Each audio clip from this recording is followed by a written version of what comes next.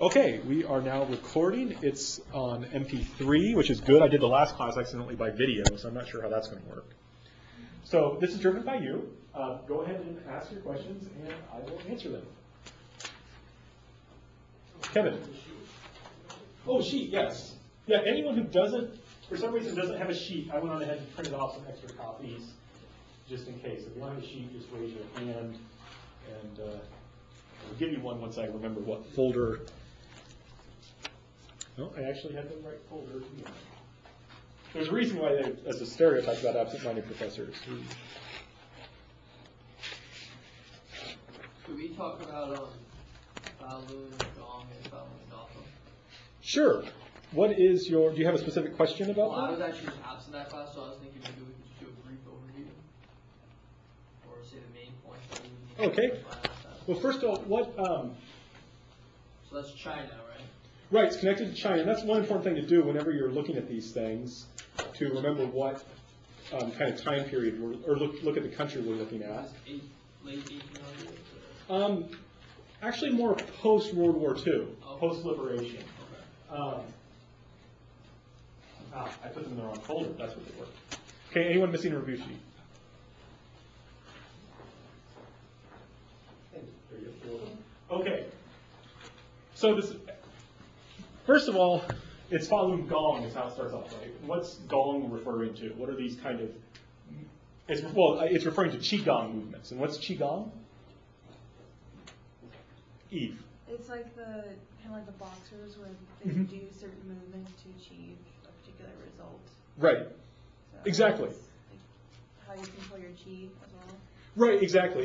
I'm sure you've run into it with Tai Chi, right? We talked about it. One of our students had done Tai Chi exercises, and they do make you feel good. You know, it's an exercise that has real results.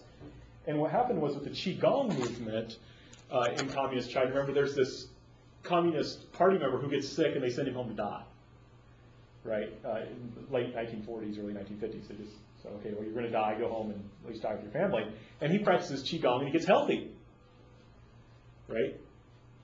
And so there's this belief that this gives you, the cancer disappears. So there's this belief then that, hey, maybe we can turn to this. This isn't superstitious. With the boxers, they would understand as superstitious, right? It gives you the power to fight, to beat off bullets. But hey, maybe there's something to this, right? It has scientifically verifiable results. Qigong, right?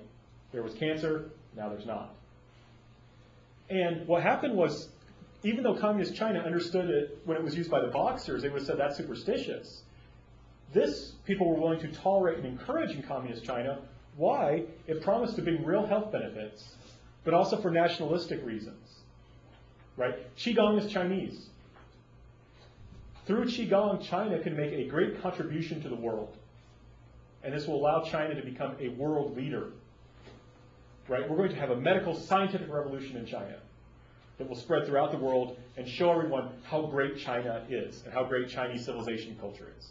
So the government's wanting to, even though it's communist, it doesn't usually like superstition. Well, we can verify this with science, right? You got cancer, now you don't. So it's okay. And it serves nationalistic goals. We're going to show how great China is. Now what happens then is that allows a large number of these groups to proliferate. One of these is Falun Gong. Falun Gong starts off as one of these groups that can bring healing. Under the leadership, though, the person who starts it, though, eventually decides to change it from a group that brings medical healing principally to a religion that's supposed to save you from the coming apocalypse. And that's the Falun Dafa? That's when it changes into Falun Dafa. Dafa means the great law. It's drawing, this is Buddhist law that it's drawing from, right? So it's the great Buddhist law. So that's what, and then of course, this group then, so what ends up happening to them? Right? They form a group, they start changing into a religion, they're criticized by Chinese state-run media. How do they react? Kevin? Don't they start killing different media people? Oh, you're thinking, I'm glad you asked that. You're thinking of Om Shinrikyo in Japan. So like one thing when you're looking over the terms, one thing that's really important to ask yourself is, okay, which of the three countries is this? Okay. So that's good, you're remembering it. That's the key thing, is to make sure you link it up. Yeah, Amy. Doesn't he change it around into saying that you have to, he like writes a book Yeah. that says, I'm changing 2 laws that say you can only follow my rules, and one of Gongs, if you practice this way, you'll get salvation. Exactly. And there's one other one, right? Right, you can't practice any other way. Oh, yeah. This is the only way. Right, you're exactly right. You're exactly right. And that's when it's transforming to Dafa. And it's being criticized because of things like that by the state-run media. So how does Falun Dafa react? Olivia? They protest, right? Yeah, they protest. They protest the state-run media. And they make some headway at first, but then, and some media will actually apologize or pull criticizing articles or news programs against them. But eventually they stop doing that. They refuse to issue policies against Falun Gong, or they refuse to issue apologies, and they keep criticizing Falun Dafa. And the members, what do they do then? What's the big kind of, their big hurrah, their last move, protest? What do? Yeah, Olivia? They gather, like a bunch of people gather around like one of the government buildings. Yeah.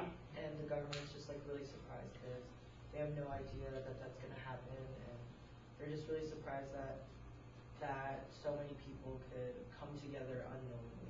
Right, exactly. And yeah, exactly. About 10,000 people just show up without the government knowing about it. And this shows, and what does this sound like from Chinese history? When you have this kind of organized religion. Sorry? An uprising, like a rebellion? Yeah, exactly. Particularly the White Lotus risings. Right, exactly. You have an organization, it can start a rebellion, right? And then that can lead to even more uprisings, right? We saw that with these White Lotus, the Taiping started off small, but it snowballed and became big. Right? And so the religion became, so instead of being tolerated after this, it becomes an evil cult. Since it's a cult, it's not a religion, they don't enjoy freedom, so they're suppressed. Right? And it's illegal in China today, and you see protests about them. That's basically the key thing about Falun Gong and Falun Dafa. More questions? Yeah, Jeremy. Here it says the Juche article, which we obviously just read and discussed. I was wondering what exactly for the test we would need to know in terms of like a multiple choice, because right.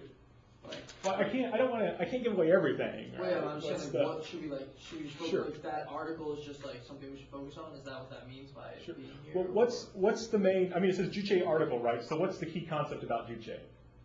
That it could be either viewed as religious or secular, and right. Teaches unity and And what else does it teach besides unity? praise of the leader. Right. Well, what's the unity order to? Why do you want to be unified? Because you're pure race. Right. You're pure. Right. So you want to stay on your own. And what does it allow you to do if you're unified? Sorry. Nationalize? Right. You're nationalized is the kind of unity. It allows you to stay strong. It allows you to keep your independence. Right. And what perspective does the writer take? Does he think Juche is a great thing, or? He thinks it's satanic. Yeah, exactly. He gets some things right, some things kind of off. That's kind of a key thing I'm looking for there. Yeah, Amy. Shin Yong-san incident. Yeah, please delete that. Cross that off the list. We didn't have time to go over it in class. It was too bad too, because I was part of the Shin Yong-san incident, or rather the aftermath.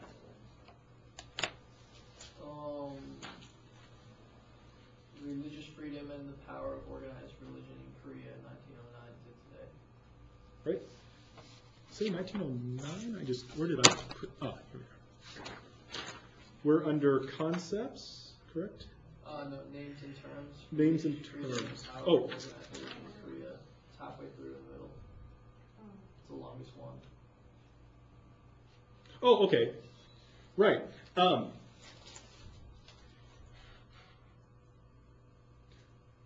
Okay, during the Japanese colonial period, who, especially we'll say 1910 to 1919, who's allowed to resist the Japanese colonial power?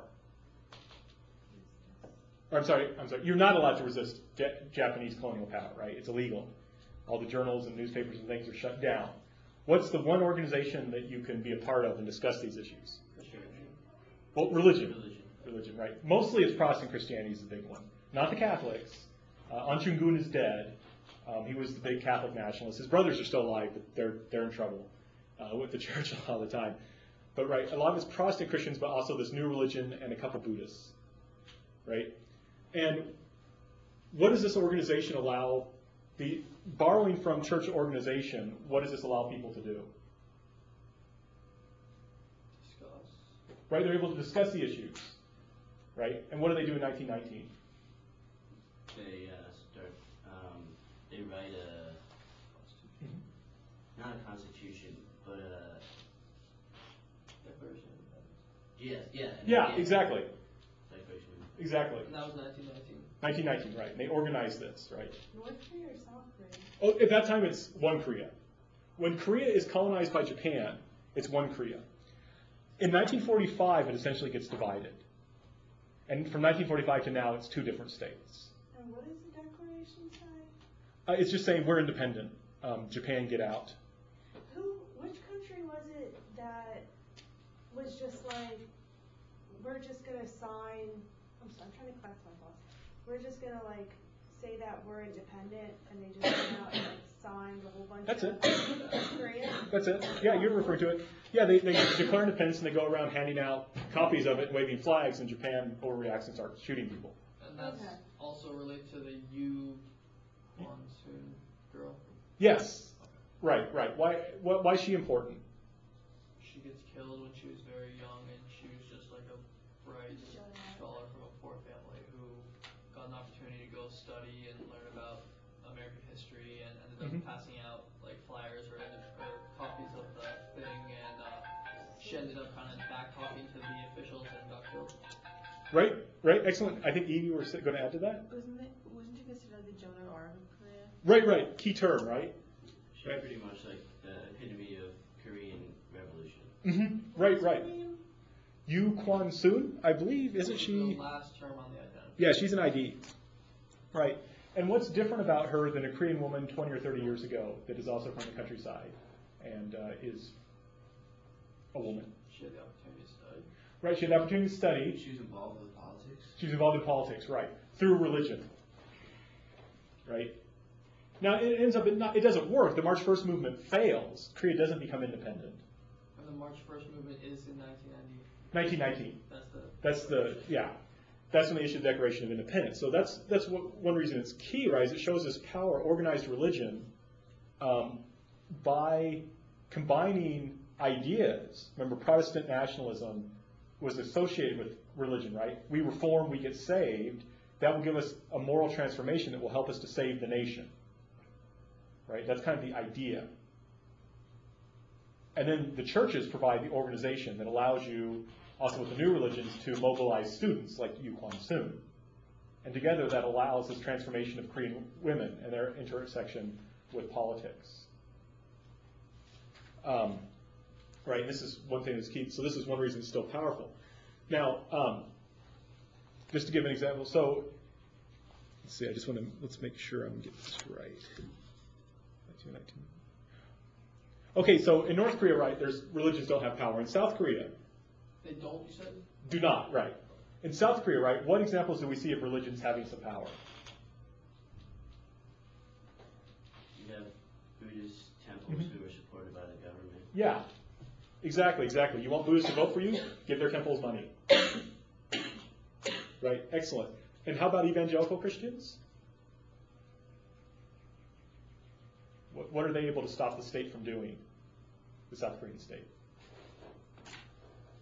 Yeah, Olivia? Well, they stopped them from like promoting Tongan as kind of like a like a real mythology.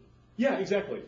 Right. Yeah. When Park Chung-hee attempts to use Tangun, like the North Koreans are using Tangun, the evangelicals get really upset and mobilize and manage to stop. So the key thing is you have real religious freedom in South Korea, where religions are able to disagree with the government and even change the government's mind.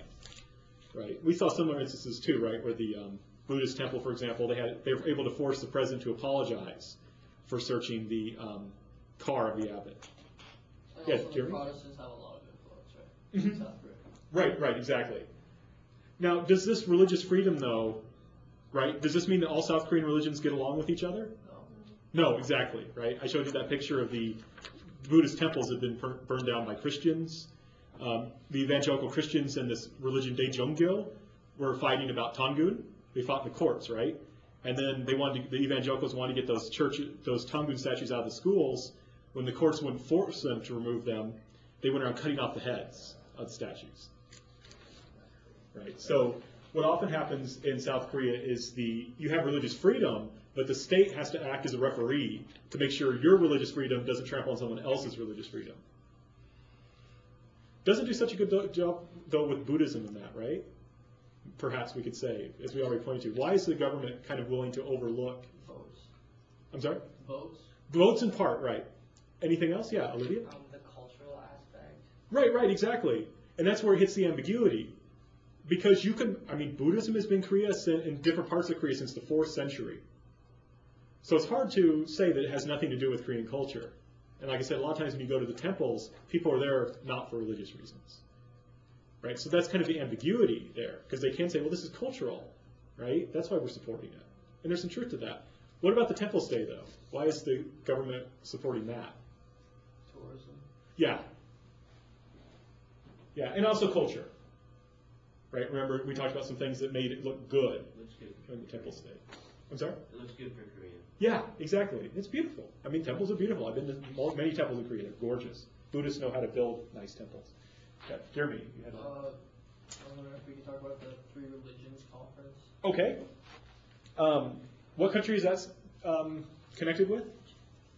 Japan. Exactly. Does anyone know the year offhand? Or do I have it there? Wasn't it like the early 1900s? Exactly. 1912. Right. So that's just when, like, the first time that the Christians had a seat at the table with the Buddhists. Exactly. The Confucians. Not Confucians didn't count as a religion from the Japanese point of view. And Shinto. Right, sect Shinto. Not state Shinto, right? State Shinto is not a religion, according to the Japanese state. Exactly, that's where Christians get to be put on equal footing. It's a reaction, in part, to the fall of the Qing emperors in 1911. Right? Let's get all these different religions on board to protect the emperor. It's not a reaction to the Russian Revolution, right? The Russian Revolution happens in 1917. This happens in 1912. That's why years are sometimes important, right? It helps you keep track of how things are connected. So the Qing Empire falls in 1911, and they're just. That's part of what the religious conference is reacting to. Okay, I understand. And what was decided, or what was the question at this conference? Basically, it was just the religions were going to talk to each other about how to support the state. And is this when they were restructuring stuff around the emperor, or no? This is when they're kind of moving away from that, Oh, okay. in a large part. So when was it that they restructured and they said the emperor is absolute government? That's going to be starting in like 1937. Okay. That's what okay. So this is before that when this is kind of going into the ambiguous period. Right. This is when they're going to say, okay, religion is about spirituality. The communists are about materialism. So religions, because they're about spirituality, are much closer and are friends. Right? They're the friends of the emperor. They're the friends of the state because they can help us oppose materialistic communism, which they don't like either. And that's what China just went into, communism. No, it just overthrew the emperor. They didn't go into really much of anything. But there was concerns that the emperor could be overthrown. And a lot of people were socialists. Not so much communists, mostly socialists. But yeah, Amy. What's Soka Gakkai and Kamito? Okay, what is Soka Gakkai? It's the international religion thing. Right, Soka Gakkai International. It's a form of what kind of Buddhism? Yeah, Nichiren Buddhism. But it said you could like mold it to your own thing. Like we watched a video of it, and Right. like it was all about like world peace and stuff, but like it didn't really say anything very religious. Mm-hmm. Yeah, they played that down in the video. But right, exactly. So, Soka Gakkai is the Nichiren form of Nichiren Buddhism. Right? Do you remember what happened to the leaders of it in the 1930s? Close. They didn't get assassinated. They had something else bad happen to them. Yeah, Eve? They went through him in prison and then died. Yeah, exactly. They were thrown in prison because as Nichiren Buddhists, they worship. Where is this on the study guide? Should be under, where is it? Concepts on the second page. Soka, S-O-K-A. Remember, Nichiren Buddhists believe you should exclusively be devoted to the Lotus Sutra, they were ordered to put a Shinto deity, or something from the Issei shrine, basically a deity, they were ordered to enshrine it in their houses. They refused and were thrown in jail. Right? And this is one reason why Soka Gakkai opposes Yasukuni Shrine. Right? Because Yasukuni Shrine, right, where all these war criminals are enshrined, is a throwback to that, right? It represents the resurgence of nationalism. So groups like Soka Gakkai and Komeito, the political wing of Soka Gakkai, work together to resist Yasukuni Shrine. Why? Because their leaders got thrown in jail. Does that make sense? They don't. Going back to Yasukuni Shrine, state support for Yasukuni Shrine would mean going back to the old emperor system. Under the old emperor system, they suffered, so they don't want to go back there. Komeito, remember, is this political party that Soka Gakkai forms, but then later they get divorced from, theoretically, even though they still basically work together. Yeah, Jeremy, or Zach. Did you say that they were aimed at uniting all Buddhist beliefs? No. Okay. They're exclusive to the religion. Yeah. Okay, Yeah, Jeremy. I was wondering if you talked about who Ichiyama Budo is. I'm sorry, where's- The Three Religions Conference on the first page, names and terms. Three religious conference. Oh, Uchiyama Budo. Yeah. Does anyone remember Uchiyama? He's one of the other reasons why there's the Three Religions Conference. Uchiyama Budo, right, wrote this pamphlet criticizing the emperor, right, saying how he was one of the three leeches. So this is Japan. Yeah, this is Japan. Around 1910. 1910, 1911, yeah. 1910, we'll say. How did he criticize him, or what do we need to... He said he is one of the three leeches, the people that oppress us. Oh, yeah. Right? He got killed. And he was killed because one of the people he influenced was part of a plot to kill the emperor. Do you remember what Uchiyama's job was? What was his occupation like? A librarian? Mao. Mao was the librarian at first. This is No, he was a worker. Laborer? Farmer? monk. Monk. He was a Buddhist monk. And that's key, right? That's one reason they call the Three Religions Conference, because they also want to stop religion from being polluted by communism and socialism, right? So how then? He was communist. Communism wasn't that big yet. He was more socialist, Okay. but it's connected. He's a Marxist, Okay. right? So how's he then similar to? Do you remember how is he similar to Professor Jerrison talk? Right, Professor Jerrison talked about the beginning of. How's he similar to the Buddhist monks in Mongolia then? Zach? Well, he was saying, the problem in Mongolia was that Mongolia wasn't wealthy because the Buddhists, there were so many Buddhist people and Buddhist monks that they were just sucking they were not taxed and they weren't able to produce anything for the country. And he's saying that basically the emperor is kind of the same way. Right. Right, he's making a similar kind of critique, which is something that they want to avoid. Excellent. Were Mongolian monks, were they influenced by socialism at all? Yes.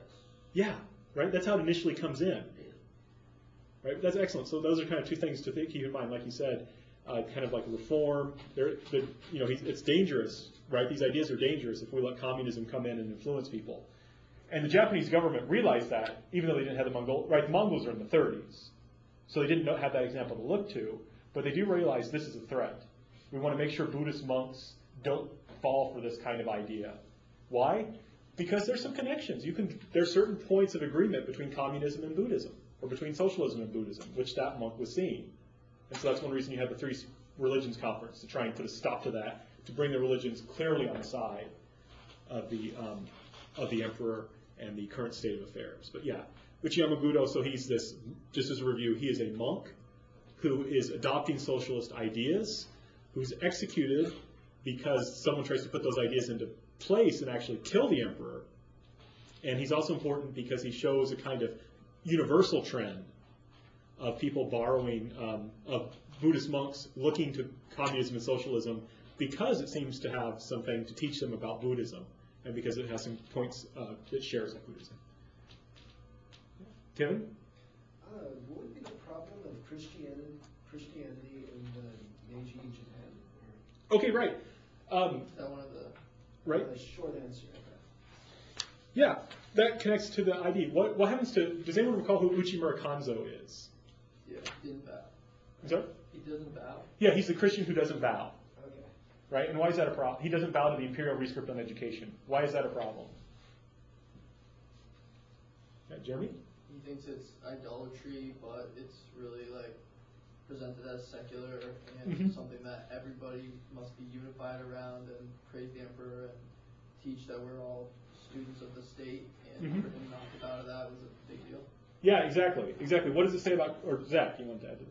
Well, it says like Christians might not agree with the new constitution, and and like also Christianity was connected to powerful countries that Mhm. weren't Japanese, so Right. they just they were basically scared of Christians because Mhm. they made Japan more unstable, so they weren't trying. It seemed like they weren't trying to align under the new constitution, and they could have been bringing powers from overseas. Right, exactly. There's questions about their loyalty. Do we have a Yeah. date for this event? This was 1890. What's the guy's name again? Uchimura Kanzo. He's under the He's IDs. an ID, yeah. Just keep in mind that, remember to make sure that you keep Uchimura Kanzo different from Uchiyama Gudo. Yeah. Maybe one way to do that is to think UK, United Kingdom. The United Kingdom is officially a Christian country, right? Anglican Church. And Uchimura Kanzo is a Christian. So that'll help you keep the two names separate, because they are similar. So there's basically just a question of the Christian allegiance to Japan. Right, that's the first half. So why not just kill them? Oh, because they're powerful across everywhere else. Right, exactly. So you'll get in trouble if you kill them with the Western countries. And what kind of freedom do you have to be considered civilized? Right, religious freedom. So you can't go after them.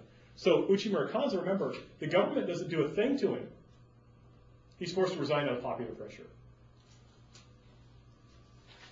Yeah, let me just take one. If you haven't asked a question, if you have any questions, go ahead and raise your hand. If not, we'll just open it to anyone. But if you have not yet asked a question, you haven't.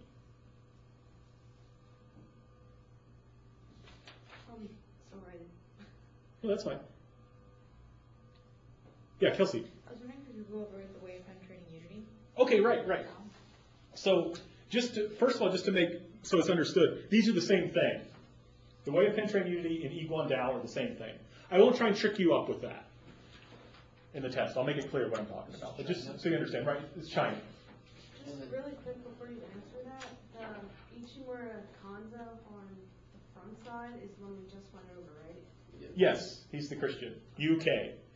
Right, United Kingdom equals Christianity. Right, excellent. So, Is there a date or a time period for this? 1930s to now. So the way of penetrating unity, right? Do you remember what's their big activity that gets them? Well, first of all, what happens to them in the People's Republic of China? Are they a legal or an illegal religion? The way of penetrating unity? Mm-hmm. I know it's They're illegal. Oh, aren't they the one they like start off as a cult and then in like Taiwan or something they move towards a religion? They Exactly. develop a religion? Though in this class, you can say cult if you mean it that way. In this class, in the article we read, focused on the word sect. But you're right. You're right, just if you switch cult to sect. Right. So Iguan Dao, what's key about it, right? In the People's Republic of China, it gets suppressed. It's illegal. Right? It looks too much like White Lotus. They remember they do spirit writing? You know, they write down things that they claim spirits tell them. That's dangerous, right? You know, Jesus is bigger than communist China. So if Jesus tells you to do something, you can rebel that way. And so they're dangerous, right? So they're suppressed. Dubois talks a lot about their suppression. So we call them a sect. A sect is a religion that is in high tension with society. Like, Jeremy. They were similar to the White Lotus, is that true? That was an accusation against them Okay. by the Did People's they Republic of also, China. like, focus on the Lotus Sutra at all, or they were parallels between them? Oh, the White Lotus doesn't have anything to do with the Lotus Sutra. That's confusing, but they're separate. The fact that they have the same word lotus I don't think it has anything to do with it, except that lotuses are powerful symbols in Buddhism. Oh, Nichiren is the one where they just say the white lotus. I mean, Right, Nichiren is where they meditate sorry. and chant using that. So I said, no, it's understandable because it's confusing. They both use the term lotus. Yeah. Or lotus, Zach, does your shirt have a lotus on it under the Buddha? Yep. Is he sitting on a lotus throne? He may be, I'm not sure. Okay, a lot of times the Buddha will sit on something flat and flowery, that's a lotus, because it can grow in the swamp, right? So something beautiful can come from something dirty, and that's kind of the idea. That's what the same tradition they're drawing upon. But white lotus is not Nichiren Buddhism. Nichiren Buddhism is Japanese, white lotus is Chinese. Okay. Right? Now, in Taiwan, at first, Iguandao, way of penetrating unity, is suppressed until 1989, at which point they stop suppressing it. It becomes a legal religion. And what happens? Does it stay a sect? Does it stay in high tension with society? No, it becomes a church. Church is in low tension with society. So the same religion acts differently in different countries. So whereas before in Taiwan, if you said, hey, I'm a member of Iguandao, you could have ended up in jail. After 1989, increasingly more, you could say at first you could say, I'm Iguandao, and people would just give you kind of a funny look. Now it's become more like, oh, I'm Iguandao, okay, that's fine. And that's in China as well. No, I believe it's still Only legal. Taiwan. Only in Taiwan. So this is not in China at all. Right, to my knowledge, for the purposes of our that's course. China. Right, no, it's still in China, but it's illegal. It's a sect still in China. It's still in high tension with society. In Taiwan, it's a church, which means it's in low tension with society, it can operate freely, it's not a big deal, you're not going to get in trouble, people aren't going to give you dirty looks or fire you from your job if you're a member of Iguandao. When did it start? 30s, 1930s, as a reaction in part, rose in part because that's when Japan is invading China. And it's a lot easier to believe in the coming apocalypse when your cities are being burned and lots of people are being killed.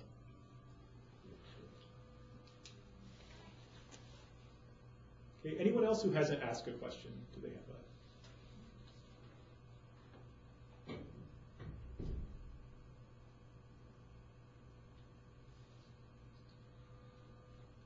Can we talk Yeah. about the legitimacy of Communist Party in China today? Sure. Okay. How is the legitimacy of communism in China today? Do people think it's great and just follow it happily, or do they think there's problems? Yeah, Jeremy? Well, didn't they try to reinterpret it as like the Maoism? Okay, right. Yeah, I need to be clear. When I'm asking that question, I'm talking about today, right? Maoism kind of is discredited after the Cultural Revolution because it didn't work and all these people Okay, suffered. so after like a Great Leap Forward kind of. Yeah, Great Leap then Forward. They were like Maoism, and let's go back to regular communism. Well, they had Great Leap Forward, right? Remember, then the Cultural Revolution, and those are both Maoism. Mao dies in 1976, and after that, people say, to heck with Taoism. I'm sorry, to heck with Maoism. We're going to be practical. Right? We're going to be practical. And we're going to be pragmatic, and that's when you have another guy named Deng Xiaoping come to power, who says, I don't care what kind of, whether a cat is black or whether a cat is white, it doesn't matter, as long as it catches mice, it's a good cat. So you move away from that. And you basically have what we call red capitalism. That leads to a questioning of Chinese communism, right? Well, we're just being capitalist, right? If He was the guy who said you have to be capitalist first and then you can be communist. that's part of his idea, Okay. right? So people are saying, well, if we're not going to be communist anymore, and basically what happens, Maoism says we're going to be communist right away. We're going to achieve full, perfect communism now. Now the Chinese Party says it's going to take a long time to do it. And people are saying, well, that's awful convenient for you, right? You're staying in power, you're holding power, why should we allow you to keep holding power if you're not really going to be communist? Shouldn't we have democracy instead? That's what happens in 1989, right? So people in China are questioning communism. And it's similar to what Meyer's art says about Juche. China's officially communist. Does the government think that much about communism? No. So wait, you said that they were democratic in 1989?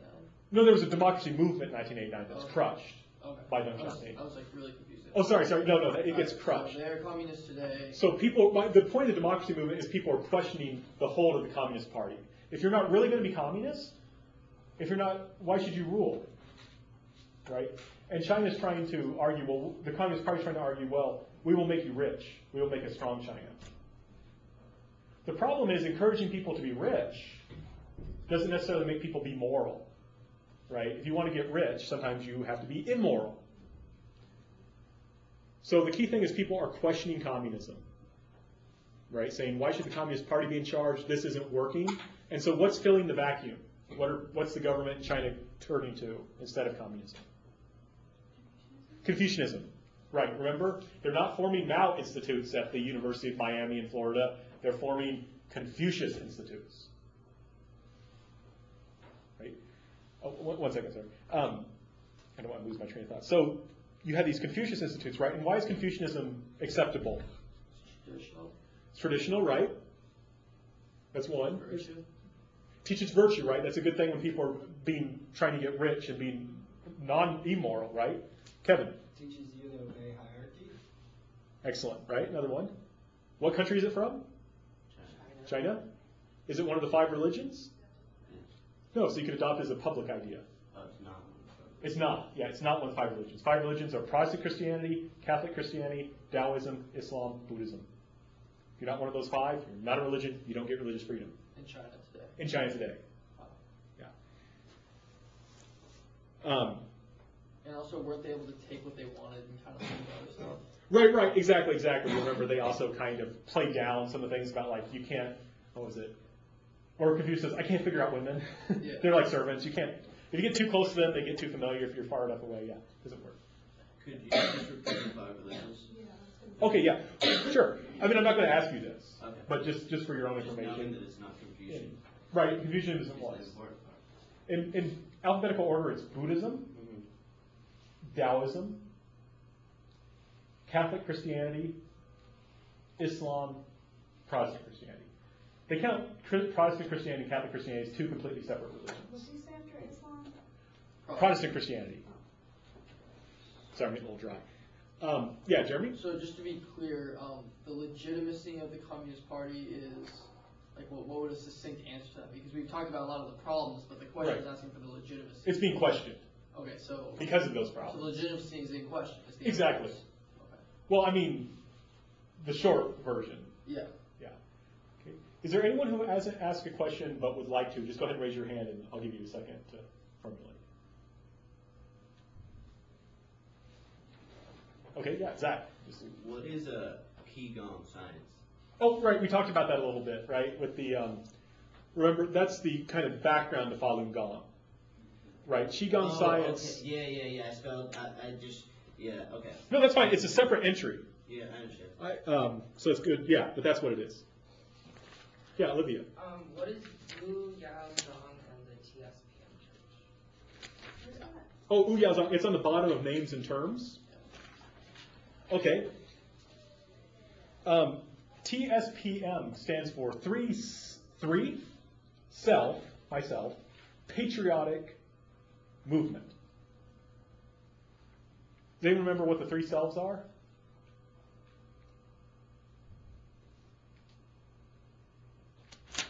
Right. Well, what religion is this connected to? Close. One more letter. Back one letter?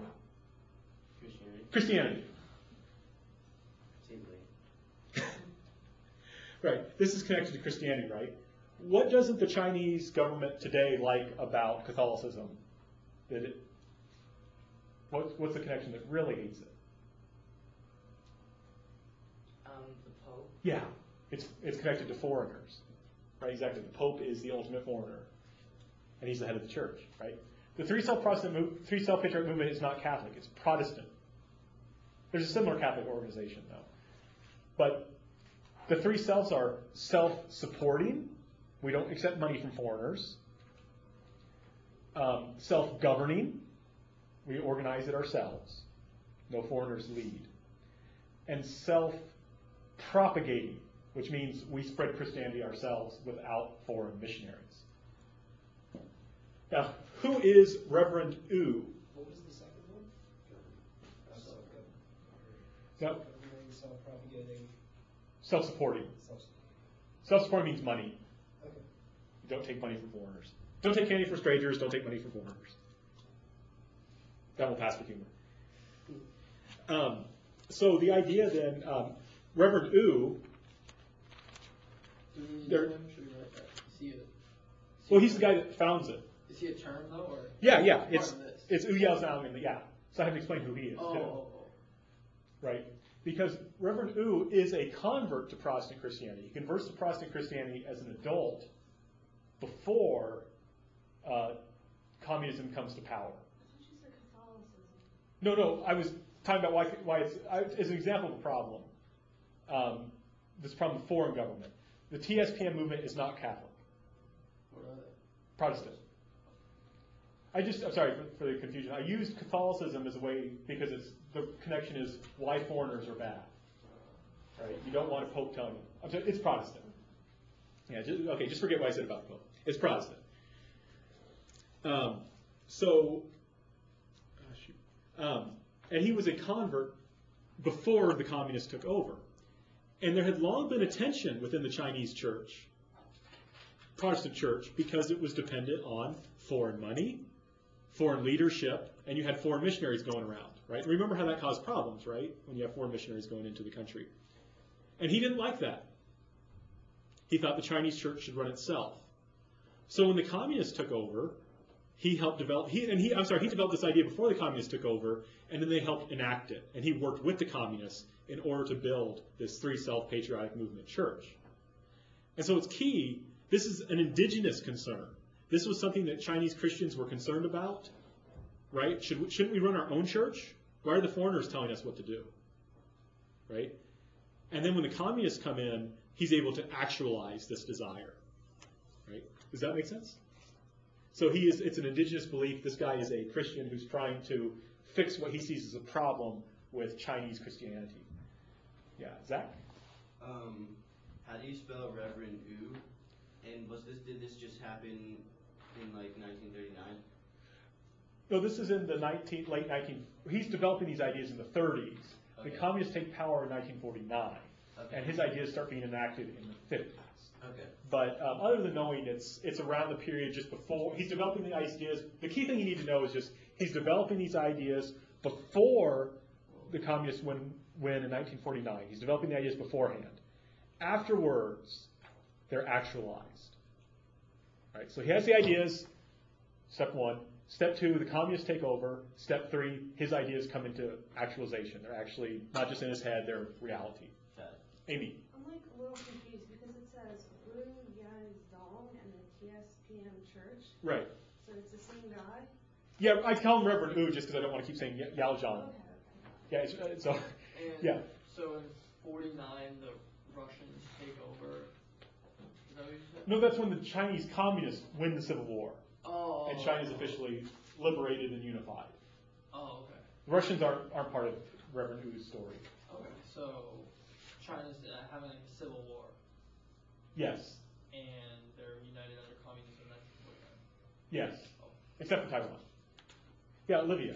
What was the North Korea freedom of religion video? Oh, yeah, please scratch that out.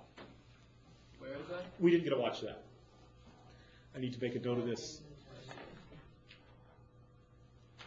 Yeah, freedom of religion video we didn't watch. And I also need to... And the state Shin of Yong Mind Sun was what we incident. watched today. State of Mind was the one we watched. So the dance. The dancing one? Or, Yeah. Or both? Both. Okay. And the questions I was asking were similar, right? I was asking what are the religious elements? So they're connected. Let's see. Okay, Katie, Eve, do you have any questions? I don't think you've asked any. I mean, you don't have to. I just want to make sure you get the chance.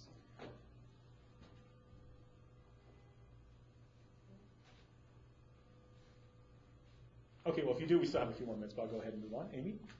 Ishiwara Kanji. Okay, right. Ishiwara Kanji. What country is he from? Jeremy. He's from Japan. Right. And he wanted to take over Manchuria Mhm. so that they could better fight some other country, which is either China or Korea. Russia. Russia. All right. Right. Soviet Union, I should say. And what time period was this? They take over Manchuria in 1931. 1931? Yeah. Ishiwara is funny because he's not a Shinto ultranationalist. He's a Buddhist ultranationalist. So he doesn't quite fit in with the article you presented on.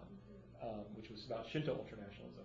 But he believed there was going to be a coming race war between white people and yellow people. So he wanted to get Manchuria to help make Japan strong, and then Japan would work with China to fight against the Soviet Union. That was kind of his basic idea, right? And one thing, I don't think we've talked a lot about the identifications. One thing I just want to point out, right? Okay, so that's who it is, right? I talked about remember what it was when it was, and I explained, right? If you want to get a B answer, you tell me who it is, about the time that they are, and why it's important. Okay, so what's important about Ishiwara Kanji at that time? About him taking over Manchuria. Well, I guess that is important. He's got to take over Manchuria, right? And he's showing that the ultranational world. Right, right. And this is evidence of kind of Japanese ultranationalism. That's a B answer. To make it an A answer, you have to connect it to a larger theme in the course, right? So what kind of theme can we connect it, or to later Japanese history, or to another area? So what can we connect this to? Yeah, Zach. The connection between like Japan wanting to rule all of Asia, and knowing that Russia is going to want to try to penetrate Asia. So basically the theme of what's it called? Colonization. True. It's I don't know what it's called, but like just Asians ruling Asia. Oh, Asia for the Asians? Yeah. Right, exactly. Yeah, it kind of connects to that, and that's connected into World War II. Right, that's one reason Japan justifies it. So we talk about that goes into World War II, right? And this is how religion, in particular, how it can lead to violence.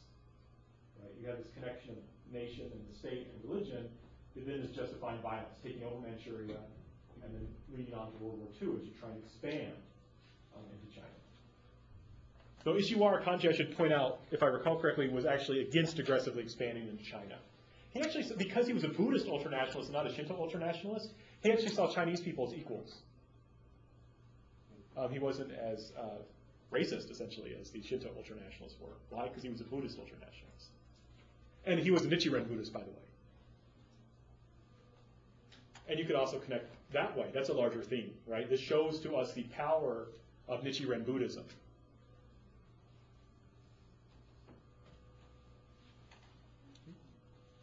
Still got time for one or two more questions. Yeah, Jeremy? I was wondering if you could very briefly go over the revival of Buddhist temple at Namputo. Where was that? Was that China or Japan? Right. That's China. We had that article, or the politics of a reviving Buddhist temple. Date? Now, Oh, okay. I mean, like recently, contemporary. Okay. Right. This is a temple that was having was basically kind of controlled by the government. Or, I'm sorry. This was a temple that. What was the key? The key thing about this was that this article was it showed us how in China you have multiple actors who determine what religious policy is. It's not just that the state tells people what they're going to do. Okay, so it's Right. kind of a two-way street idea. Exactly. Where they might have more bargaining power, but Mhm. And also it's an example of religious tolerance. Even though Chinese government says it has religious freedom, it's more religious tolerance, right? Namputo is important because it's seen as kind of what human Buddhism. This idea of Buddhism as being good for people, not a Buddhism that emphasizes the afterlife, but a Buddhism that emphasizes being good now. So the practical Buddhist temple that was revived at this area called Namputo? Or? That's the name of the temple. Okay, the temple is called Namputo, Right. and it was revived through government funds, or? In part. Okay. Land was returned to it that had been taken by the government and so forth. But because the type of Buddhism it encourages, so-called human Buddhism, it's not traditional Buddhism, it's a reinterpretation. Instead of emphasizing like chanting for people's souls and performing rituals to help the dead into the afterlife, it emphasizes education, teaching people to be moral now. So because of that, it's favored by the government and has a slightly more powerful bargaining position. I think we've got time for one more. More powerful bargaining position in the way the government works. Yeah, and able to convince the government to help it, to be more tolerant of it, to give it special benefits. I'm sorry? More so than just regular business. Exactly. And there was a famous monk that was from there. Yeah, Amy. Meiji Constitution and Emperor? Right. This is under concepts. Meiji Constitution and Emperor, right. Okay, what's the emperor in the Meiji Constitution? Well, I think it's Japanese. Right, he's Japanese, right? What's his position? Ultimate Basically, yeah. He is the state, he's not an organized state. Well, there was an argument, that's an argument how to interpret it. But the key thing, right, it said things like, the Constitution emphasized that Japan would be ruled by an emperor from times eternal, right? The emperor is transcendent. He gives you the Constitution, right? He's essentially the head of state, right? So the emperor is very important in the 1889 Meiji Constitution. That's good to bring up, though. People interpret the Constitution to say he is the state. And if you go back, since we're running out of time real quickly, if you go back at the PowerPoint slides, you can see I give several examples of what the emperor means, and I quote, the key to that was this idea. He's always existed. The throne is co-equal with heaven and earth. This is 1889. Yeah, and he bequeaths himself. So the emperor is very much in a religious position. 1889? Yeah, 1889. Now you want to think about that along the lines with the Japanese Constitution of 1946. What happened to the emperor in 1946? He was separated. Right. He was just a figurehead. Right. Do you remember the word that they used? He's not divine anymore? He was forced to renounce his divination. That wasn't divinity. That wasn't in the What was that Constitution. again? 46. 46? Right. Symbol. The emperor is a symbol of the unity of the Japanese people. They're not even sure who the head of state of Japan is now. It's probably the prime minister, but the Constitution isn't clear. Probably because Americans wrote it in about 1 week. Let that out. Okay. Excellent. Well, I'll go ahead and dismiss. If you have any other questions, you can see me briefly after class, but I think some of you Yeah, I should have one quick one for you. Yeah. Good. Oh, by the way, good luck. I will try and get this posted soon. So if you want to review any of it, you're welcome. My question is on the Chinese Constitution, the 1982 document. Okay, right. So what exactly is the 1982 document? Right. That was one that said religion's going to be around for a long time, and it can contribute to the harmony of society. Cultural Revolution was saying, let's get rid of religion. It's terrible. And the Cultural Revolution was what time period? 1966 to 1976. Okay, so 60s and 70s roughly. Yeah. And then in 82 they changed their mind and they were like, all right, we can't get rid of it. We might as well make it work for us. Exactly. And then the Chinese Constitution, what exactly do we need to know about that other than the 5 religions you said? The 5 religions just it grants religious freedom. Okay, and what's the date of Or that? states religious freedom. They've had several, so don't worry. You don't need to know the date of We the don't need to. Constitution. So when did Just- they first have religious freedom, though? I guess is the I question. think it was 1952, 1954. Okay, It was 50s. early 50s that Okay. they first said it. They've had several constitutions. They've always had an article that said that you have religious freedom. Okay. It's just that it wasn't practiced during the Cultural Revolution. Sounds good. Excellent. I have a question about North Korean religious freedom. Really Sure. Briefly. The point you made was that their religious freedom is that they're free because they have like materials, Oh, etc. that's not religious freedom. That's not talking about religious freedom. North Korea doesn't have religious freedom. They claim religious freedom, but not in practice. Yeah, The but Constitution. I'm trying to. I'm wondering like, is their claim to religious freedom because they have this religion, and they're free because they have support from other countries? That's tricky. That's what I thought. Like that's what I got from your point in the beginning of the Oh, I class. see. The point where at the beginning of class, I was just trying to emphasize how you can have an ideology or religion that doesn't actually provide, that claims to give you self-sufficiency and claims to be able to give you autonomy when you're dependent on foreign countries. So whether it's a religion or not doesn't really touch upon that. Okay. But it's good that you're kind of connecting those ideas. The key thing about Yeah, because that's in my mind the only thing that like actually keeps them free. Because if they didn't have like food from other countries, then they'd have to Right. go about getting that in some other way. right, that makes sense. That makes sense. So North Korea today, we say scripturally has freedom, but in actuality doesn't really. Exactly. They follow a policy of not really that much religious tolerance. Yeah. No religious freedom. All right, thank you. No problem. That was great. Take it easy. Take care. Oh, thank you. Have a good weekend.